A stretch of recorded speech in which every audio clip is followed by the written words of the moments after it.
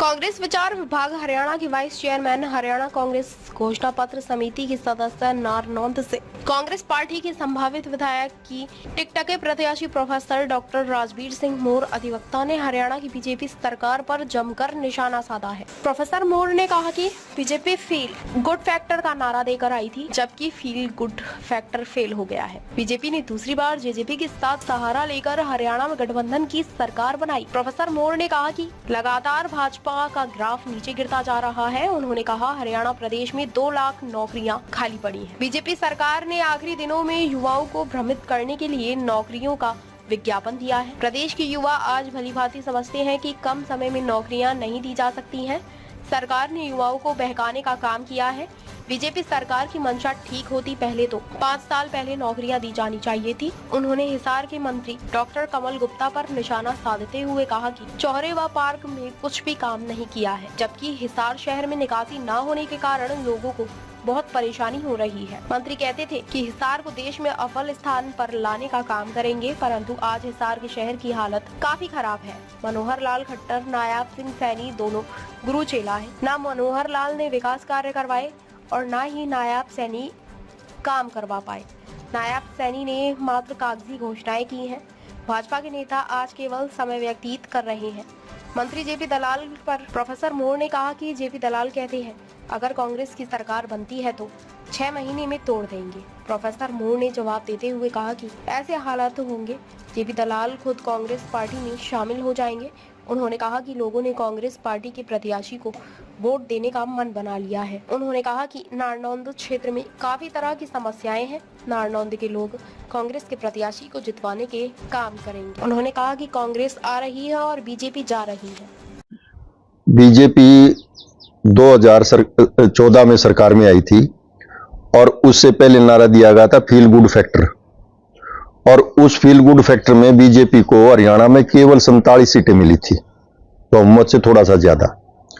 और 2019 में उन्होंने जो देश के सैनिकों के नाम से भी वोट मांगा और 75 पार का नारा दिया, और उसमें भी बीजेपी को पूर्ण बहुमत प्राप्त नहीं हुआ। और बैसाखी के सहारे जेजेपी का सहयोग लेकर के, इंडिपेंडेंट का सहयोग लेकर के सरकार चलाई।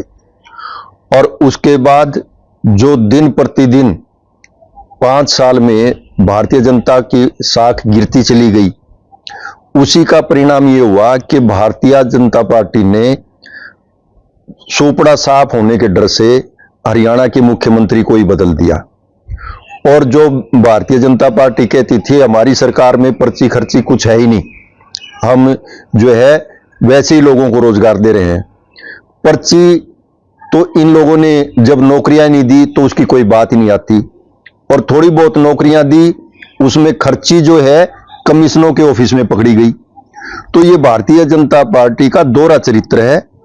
ये लोगों को केवल झूठ बोल करके, गुमराह करके वोट लेने के लिए लोगों के बीच में जाते हैं, जबकि इनकी करनी कथनी में जमीन आसमान का फर्क है। जो ये कहते हैं करते उसका एकदम उलट है। चाहे वो किसानों की भलाई की बात हो, इन्होंने 13 महीने किसानों को दिल्ली में बैठाए रखा, उसके बाद किसानों की इन्होंने बहुत भलाई की। इन्होंने जो है C2+50 शायद दे ही दिया होगा। मुख्यमंत्री की केवल घोषणा रह रही है, प्रधानमंत्री तो अब बोलते नहीं इस विषय पे। और जो बेरोजगारी है उसमें 2 लाख नौकरियां सरकारी खाली पड़ी हैं, जिन पदों को भरने का इन्होंने प्रयास ही नहीं किया। अब आखिर में नवयुवकों को भ्रमित करने के लिए उनका विज्ञापन दिया है, जबकि नवयुवकों को भी पता है बेरोजगार हैं, और उनको ये पता है कि इतने अल्प समय में जो है भर्तियां नहीं की जा सकती, और सरकार को भी ये पता है कि हमें भर्ती करनी नहीं है। इसलिए उन्होंने ये जो एक सिगुफा छोड़ा है युवाओं को भ्रमित करने के लिए। अगर इनकी मनसा होती कि हमें रोजगार देना है तो ये 5 वर्ष में किसने रोका था? सरकार का जो सही खजाना था उसका पैसा जो है ऐसी जगहों पे इन्होंने खर्च किया है जिसका हरियाणा में कोई महत्व नहीं है। अगर आप हिसार शहर की बात ले लें तो इसमें आप देख लो, चौराहों के सिवाय, पार्कों को तोड़कर दोबारा बनाने के सिवाय शहर की सड़कों की क्या स्थिति है, सीवरेज की क्या स्थिति है। लोग जो है एक तरफ तो भगवान से प्रार्थना करते हैं कि बरसात करे, दूसरी तरफ लोगों को थोड़ी सी बरसात होते ही इतनी परेशानियों का सामना करना पड़ता है कि वो बेचारे जो है त्राहिमाम करने लगते हैं। और हरियाणा के जो हमारे बड़े बहुत ही ज्यादा बोलने वाले जो मंत्री हैं, हमारे हिसार के विधायक, वो जो कहते थे हम इसको जो है मध्य प्रदेश का ग्वालियर सिटी बनाएंगे और कोई सुंदर शहर बनाएंगे, तो उन्होंने इस शहर को कहां पर ला करके छोड़ दिया है, इसके बारे में सभी अच्छी तरह से जानते हैं। नहीं, ऐसा है, हरियाणवी में कहावत है, Banta Singh Santa Singh, one and the same thing. Manohar Lal ji थे तब भी हालत बीजेपी की बुरी थी, और आज सैनी साहब हैं तो भी बीजेपी की हालत बुरी है, क्योंकि दोनों गुरु चेला हैं। और इनके मुख्यमंत्री बनने के बाद तो हरियाणा के लोगों में आम चर्चा है कि पूर्व मुख्यमंत्री तो हरियाणा को छोड़ना नहीं चाहते, और वर्तमान मुख्यमंत्री ये कह रहे हैं कि जब तक ये हरियाणा को नहीं छोड़ेंगे तो मेरी चलेगी नहीं। तो इसका मतलब सरकार तो मनोहर लाल जी चला रहे हैं, और ऐसे में जब सरकार मनोहर लाल जी चला रहे हैं तो जनता का भला कैसे जो है सैनी साहब कह सकते हैं कि मैं करूंगा। जनता का भला तो ना मनोहर लाल जी ने पहले किया और ना होने देंगे। ये सारी की सारी बातें जो जनता के सामने स्पष्ट हैं, और भारतीय जनता पार्टी केवल समय व्यतीत कर रही है कि किस दिन जो है वो समय आए चुनाव का, और उसके बाद घर जाकर के बैठे। ऐसा है, मंत्री जेपी दलाल जी ने ये कहा कि हम हरियाणा में कांग्रेस की सरकार बनने पर उसको हमारी केंद्र की सरकार 6 महीने में तोड़ देगी। मैं दावा करता हूं कि हरियाणा में अगर कांग्रेस की सरकार बनेगी तो उसके 6 महीने तो जेपी दलाल जी कांग्रेस आने में नहीं पकड़ेंगे। मैं पूरे विश्वास के साथ कह सकता हूं कि दलाल साहब सबसे पहले कांग्रेस में शामिल होने वाले लोगों में होंगे, क्योंकि इन्होंने भी जो है जो घपले घोटाले जो है सरकार में किए हुए हैं, उनकी जांच जब की जाएगी तो ये लोग जो है डर करके सारे के सारे कांग्रेस में भागेंगे, और इनकी स्थिति बहुत खराब होने वाली है। नहीं, भारतीय जनता पार्टी अंदर से बौखलाई हुई है, उसके पास केवल जो है जनता को भ्रमित करने के सिवाय कुछ नहीं है।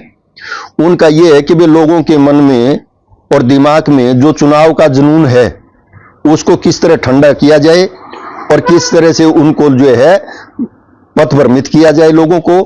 इसलिए जो है पहले तो उन्होंने कहा कि भी मतलब जो है चुनाव 1 सप्ताह आगे किए जाएं, हमारे वोटर भाग जाएंगे।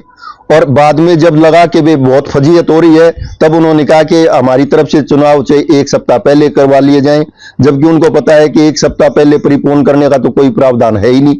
तो ऐसे में भारतीय जनता पार्टी चुनावी दंगल में उतरने की बजाय लोगों को मानसिक रूप से बदलने का प्रयास कर रही है, और लोग जो है उनके इस प्रलोभन में, इस प्रयास में उनको सफल नहीं होने देंगे।